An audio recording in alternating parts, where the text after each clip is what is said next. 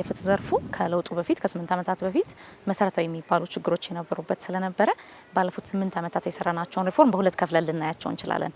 የመጀመሪያው ልክ ሪፎርሙን ተከትሎ የፍትህ ዘርፉ ላይ ዋና ዋና የሚባሉ እንቅፋቶችን በመለየት ለዛ ምላሽ መስጠት ነበር። ከዚህ በዋናነት ተጠቃሽ የሆኑት ጉዳዮች አጠቃላይ የዲሞክራሲ ስርዓቱን ለማጠናከርና የፍትህ ዘርፉን ደግሞ ለማጠናከር የተሰሩ ሰፊ የሆኑ የህግ ማሻሻያዎች ናቸው። የነዚህ የህግ ማሻሻያዎች ዋና ዓላማ ህገ መንግስታዊነትን ለማጠናከር ህገ መንግስታዊነታቸው ጥያቄ የሚነሳባቸውና የዜጎችን መብቶች ያለአግባብ ያጣበቡ የሚባሉ ዘርፎችን በመለየት የተደረጉ የህግ ማሻሻያዎች ናቸው። እነዚህ የህግ ማሻሻያዎች መደረጋቸው ለመብቶች ጥበቃ አጠቃላይ ለህገ መንግስቱ ደግሞ ያለውን የማክበርና የማስከበር ስርዓቱን በማጠናከር ትልቅ ፋይዳ ያመጡ የህግ ማሻሻያዎች ናቸው። የህግ ማሻሻያዎችን ተከትሎ እነዚህን ህጎች ሙሉ ለሙሉ ለመፈጸም እንዲያስችል ተቋማትን የማጠናከርና የመገንባት ስራ ተሰርቷል። ባለፉት ዓመታት ትልቅ ለውጥ ከመጣባቸው ዘርፎች መካከል የፍትህ ዘርፉ፣ የሰላምና ጸጥታ ዘርፍ ላይ ያሉ ተቋማትን ጠንካራ እንዲሆኑ ማድረግ። ምክንያቱም ስለ ህግ የበላይነት ስናስብ ይሄን ለማስፈጸም የሚችሉ የሀገርን ደህንነት መጠበቅ የሚችሉ የህግ ስርዓቱን ማስፈጸም የሚችሉ ተቋማት እንዲገነቡ እነዚህ ተቋማት ከአደረጃጀት ከአሰራር ጀምሮ አጠቃላይ እሳቤና እይታቸው በህገ መንግስቱ የተቃኘ እንዲሆን ሰፊ ስራዎች ተሰርተዋል። እነዚህ ስራዎች በ2-3 ዓመት ከተገበሩ በኋላ አጠቃላይ እንደ ሀገር እየተገበርን ያለ ነው የ10 ዓመት መሪ እቅዱም ላይ በፍትህ ዘርፉ የህግ የበላይነትን ለማረጋገጥ ህገ መንግስታዊ ስርዓቱን ለማጠናከር በሚል ደግሞ ሰፋፊ እቅዶች ተይዘው ሲሰሩ ቆይተዋል። በእነዚህ የተገኙትን ዋና ዋና የሚባሉ ስኬቶችን ዞር ብለን ብንመለከት የመጀመሪያው ፍትህ ተደራሽነት ላይ የተሰሩ ስራዎች ናቸው። ይሄ በተለይ በሀገራችን የፍትህ ተደራሽነትን ለማስፋት በጣም ብዙ ጥረቶች ተደርገዋል። ሆኖም ግን አንዱ ትልቁ በሀገራችን የህግ ስርዓት እንደ ክፍተት ይታይ የነበረው መደበኛ የምንለው የመንግስት የፍትህ ስርዓት በትይዩነት ለማህበረሰባችን ለህዝባችን ትልቅ ቦታ የሚሰጣቸው የባህላዊ የግጭት መፍቻ ስርዓቶች የህግ እውቅና አልተሰጣቸውም ነበረ። በዚህ በሪፎርም ዓመታት አንዱ ትልቅ ጥፋት የመጣበት ነገር እነዚህ የህግ ስርዓቶች እውቅና አግኝተው ስራ እንዲሰሩ ማድረግ ነው። ቀደም ብሎ በኦሮሚያ ክልል የተገበረውን ስራ ተከትሎ በሌሎችም ክልሎች ተመሳሳይ የህግ እውቅና እንዲሰጥ ምናልባት ባለፉት በርካታ 10 ዓመታት በጣም ትልቅ የሚባል የህግ ሪፎርም ተደርጓል። ይህን ተከትሎ አሁን ባለንበት ሁኔታ የ8 ክልሎችና ድሬዳዋ ከተማ አስተዳደር ይህንን የህግ እውቅና ሰጥተው እየሰሩ ይገኛሉ። ይሄ ለሀገራችን የፍትህ ተደራሽነት በጣም ትልቅ ፋይዳ ያለው ነው። ለምን ብንል እነዚህ ስርዓቶች ከፍተኛ ቅቡልነት ያላቸው ለብዙ ዓመታት ከአባቶቻችን ሲወርድ ሲዋረዱ የመጡ ስለሆኑ አንድ ሰው በየትኛውም ጉዳይ ግጭት ቢያጋጥመው የፍትህ ጥያቄ ቢኖረው በቀላሉ ማግኘት የሚችልበት ስለዚህ አክሰሲቢሊቲ የምንለውን ተደራሽነትን በሚረዳው ቋንቋ ብቻ ሳይሆን ባህሉ የኔ በሚለው ስርዓት መዳኘት እንዲችል ያደረጉ ናቸው። ስለዚህ ይሄ አንደኛው በጣም ትልቅ ሪፎርም የመጣበት ስራ ነው። ከፍትህ ተደራሽነት በትይዩነት ደግሞ መደበኛ የምንለው የመንግስት የፍትህ ስርዓቱንም ቅልጥፍናና ውጤታማነት ማሳደግም ላይ በጣም ሰፋፊ ስራዎች ተሰርተዋል። ለምሳሌ የወንጀል ፍትህ አስተዳደርን ብንመለከት የወንጀል ምርመራና ክስ ስርዓቱ በተሻለ ሂደት ዘመናዊ በሆኑ ስርዓቶች ተደግፎ እንዲሰራ ተደርጓል። ይህንም ተከትሎ የቅልጥፍና መለኪያዎቻችንን በሙሉ ብንመለከት አንድ ወንጀል ጥቆማ መጥቶ ክስ እስከሚመሰረት ውሳኔ እስኪሰጥ ድረስ ያለውን ጊዜ ገደብ በጣም የማሳጠር ስራዎች ተሰርተዋል። በፍትሐ ብሔር ፍትህ አስተዳደር የፍትሐ ብሔር ፍትህ አስተዳደር ስንል የፍትህ ሚኒስቴር አንዱ ሌላው ትልቁ ኃላፊነት የመንግስትና የህዝብን ፍትሐ ብሔራዊ ጥቅም ማስጠበቅ ነው። ይህን ለማድረግ በተለይ የፌዴራል መንግስት አስፈጻሚ አካላት የህግ ክፍሎች እንዲጠናከሩ ሰፊ ስራዎችን ስንሰራ ቆይተናል። ውሎች አስተዳደር ላይ የመንግስትን ንብረት ለመጠበቅ ተጋላጭነት የሚያመጡ ጉዳዮች ላይ በተለይ ዋና ዋና የሚባሉ ውሎችን የምናይበትን መንገድ ኔጎሽት የሚደረግበትን መንገድ ማጠናከር እንዲሁም ደግሞ ሜጋ ፕሮጀክቶች ዋና ዋና የሚባሉት ፕሮጀክቶች ኔጎሽት ሲደረጉ በባለሙያዎች ታግዞ የሀገርን የህዝብን ጥቅም በጠበቀ መልኩ እንዲተገበር ተደርጓል። ከዚህ በትይዩነት ደግሞ ለሀገር ላይ ክስ ሲመጣ ዓለም አቀፍ የሆኑ ክሶችንም በውጤታማነት መከላከል ላይ የተሰሩ ስራዎች ከነዚህ መካከል ተጠቃሽ ናቸው። ሌላኛው ከወንጀል ከፍትሐ ብሔር ፍትህ በተጨማሪ የአስተዳደር ፍትህ ነው። ይሄኛውም በተመሳሳይ ለረጅም ጊዜ በሀገራችን የህግ ስርዓት ትልቅ ክፍተት የነበረበትና አስተዳደር ፍትህን በተማከለ መልኩ ለመምራት አስቸጋሪ የነበረበት ሁኔታ ነው። በመጀመሪያዎቹ ዓመታት ከተደረጉት የህግ ሪፎርሞች መካከል የአስተዳደር ስነ ስርዓት ህግ መውጣቱ ነው። ይሄ ህግ በጣም ትልቅ ፋይዳ ያለው ነው። ለምንድን ነው? አንደኛው የህግ አወጣጥ ሂደቱ ህዝብን ያሳተፈ መሆኑን ለማረጋገጥ አዲስ መሰረት የጣለ ነው።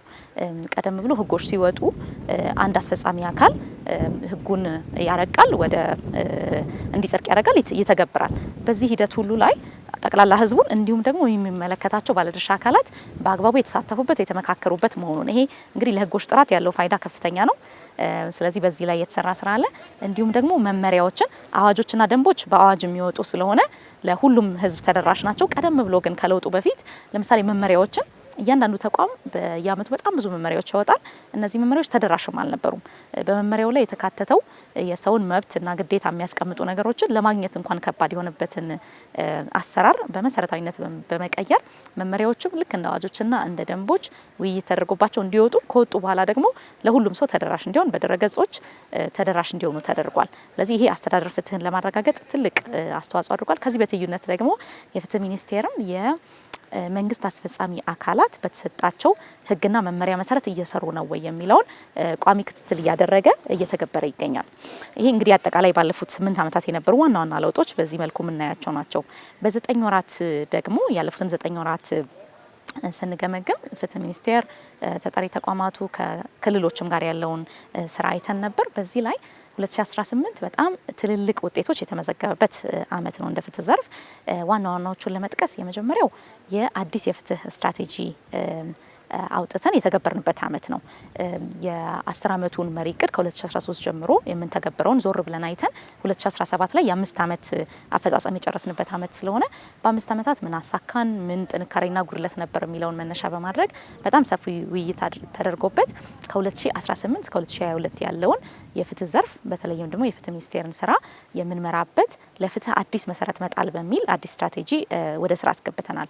ይህን ተከትሎ በዚህ አመት ትልቅ ውጤቶችን እያስመዘገብን እንገኛለን። አንደኛው በወንጀል ፍትህ አስተዳደሩ ላይ የመጣ ለውጥ ነው። በዚህ ስትራቴጂ ዳሰሳችን አንዱ ያየነው ነገር ምንድን ነበረ? የወንጀል ምርመራና ክስ ስርዓታችንን ስናይ አብዛኛው በጥቆማ ላይ የተመሰረተ ነው። ግን ቅድመ ጥቆማ ላይ ፕሮአክቲቭ ኢንቨስቲጌሽን የምንለውን ማስፋት አለብን በሚል በዚህ አመት ከፌዴራል ፖሊስ ጋር ከአዲስ አበባ ፖሊስ ጋር በሰፊው እየሰራን ነው። በዚህም በተለይ ለሀገር ደህንነት ስጋት የሆኑ ለህዝብ ደህንነት ስጋት የሆኑ ጉዳዮችን በመለየት ጥቆማን ሳንጠብቅ አጠቃላይ እንደ መንግስት ያለንን መረጃ መሰረት በማድረግ ሰፋፊ ምርመራዎች ተሰርተዋል።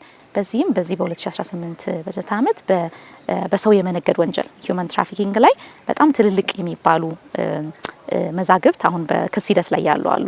ሁለተኛው የፍትሐብሔር ፍትህ ላይ የተገኘ ውጤት ነው። ይሄ ቅድም እንዳነሳ ነው በተለይ የፌዴራል መንግስቱ ተቋማት በሚሰሯቸው በውል ምርመራ በውል ኔጎሽዬሽን ሂደት ጥንቃቄ ማድረግ ብቻ ሳይሆን ከዛ አልፎ የሚመጣ ተጠያቂነት ካለ እሱንም በተገቢነት መከላከል ነው። እዚህ ላይ እንደ ፍትህ ሚኒስቴር በዓለም አቀፍ የአርቢትሬሽን መድረኮች ላይ በኮሜርሻል ኢንቨስትመንት የሚመጡ ክሶችን መመከት ላይ ስንሰራ ቆይተናል። በዚህ አመት በተለይም ባለፈው 3 ወር በክርክር ላይ ከነበሩ ጉዳዮች መካከል አንደኛው የ350 ሚሊዮን ዶላር ተጠያቂነት ለሀገር ይዞ የመጣ ጉዳይ ነበር። እሱን በጣም በተገቢ ሁኔታ መመከት በመቻሉ ከሀገርን ከኃላፊነት ሙሉ ለሙሉ ነጻ መባል ችለናል። ይህ ብቻ ሳይሆን ደግሞ ለዚህ ክርክር ሂደት ያወጣነውንም ወጪ ወደ 4 ሚሊዮን ዶላር የሚሆን የከሰሰው አካል እንዲከፍል የተወሰነበት ነው። ይሄ በጣም ትልቅ ድል ነው ለኢትዮጵያ ብቻ ሳይሆን ለአፍሪካ። ሶስተኛው የባህላዊ የግጭት መፍቻ ስርዓቶች ላይ የተደረገው ነው። ይሄ ባለፉት አመታት ስንሰራው ቆይተን በተለይ በዚህ አመት ግን እስከ 2017 በጀት አመት 5 ክልሎች ነበር ይሄንን ህግ አውጥተው ለባህላዊ ግጭት መፍቻ ስርዓቶች እውቅና የሰጡት። በዚህ አመት ወደ 8 ክልሎችና 1 ከተማ አስተዳደር ደርሰናል። ይሄን ሰፊ የሆነ ልምድ መሰረት በማድረግ አህጉር አቀፍ የሆነ ኮንፈረንስ አዘጋጅተናል በዚህ በ3 ወር ውስጥ። በዚህም ከ20 በላይ ሀገሮች ተገኝተው በሌሎች አፍሪካ ሀገሮች ያሉትን ልምድ ለማየት እንዲሁም እንደ ሀገር የሰራነውን ትልቅ ውጤት ለማስተዋወቅም እድል ሰጥቶናል። ሌሎች ሀገሮች ቀደም ብለው የጀመሩ ሀገሮች አሉ፣ ከነሱም አይተናል። ግን እንደ ኢትዮጵያ ደግሞ ባለፉት የሪፎርም አመታት ለሀገር በቀል እውቀቶች የተሰጠውን ልዩ ቦታ በሚያሳይ መልኩ እነዚህ እውቅናዎች መሰጠታቸው ለፍትህ ተደራሽነት ሌሎችም ሀገሮች አስተማሪ የሆነ ስራን መስራት ተችሏል ማለት ነው። የመጨረሻው ቅንጅትና ትብብር ላይ የተሰራው ስራ ነው። ባለፉት አመታት እነዚህን ውጤቶች ለማምጣት አንዱ ትልቅ ለውጥ የመጣበት ጉዳይ በፌዴራል ደረጃ የሚገኙ ፍትህ ተቋማት መካከልና በፌዴራልና በክልሎች ያሉ የፍትህ ተቋማት ቅንጅትን ማጠናከር ነው። ምክንያቱም የፍትህ ስራው እርስ በርሱ በጣም የተሳሰረ ነው። ፖሊስ፣ አቃቢ ህግ፣ ፍርድ ቤት፣ ማረሚያ ቤት ጋር የሚሰራው ስራ የሁሉንም አጠቃላይ ዘርፉን ኢምፓክት ያደርጋል። ስለዚህ በየተቋማቱ የተተከበሩ በጣም መሰረታዊ የሆኑ ሪፎርሞች ለውጦች እንዳሉ ሆነው ይህን ግን በተሻለ ውጤታማነት ለመተግበር የ3 ዓመት የትራንስፎርሜሽን እቅድ አውጥተን ተግብረናል። በዚህም ምክንያት ነው እነዚህን ያልናቸውን ለውጦች ማምጣት የቻልነው። በዚህ ዓመት ደግሞ በ2018 በጀት ዓመት አንድ እየሰራን ያለ ነው ካለፉት 3 ዓመታት የተማርነውን አይተንና ለሚቀጥሉት ዓመታት ደግሞ የጋራ ስራዎቻችን ላይ ያተኮረ የተሻለ የቅንጅት ስርዓት እየዘረጋ እንገኛለን።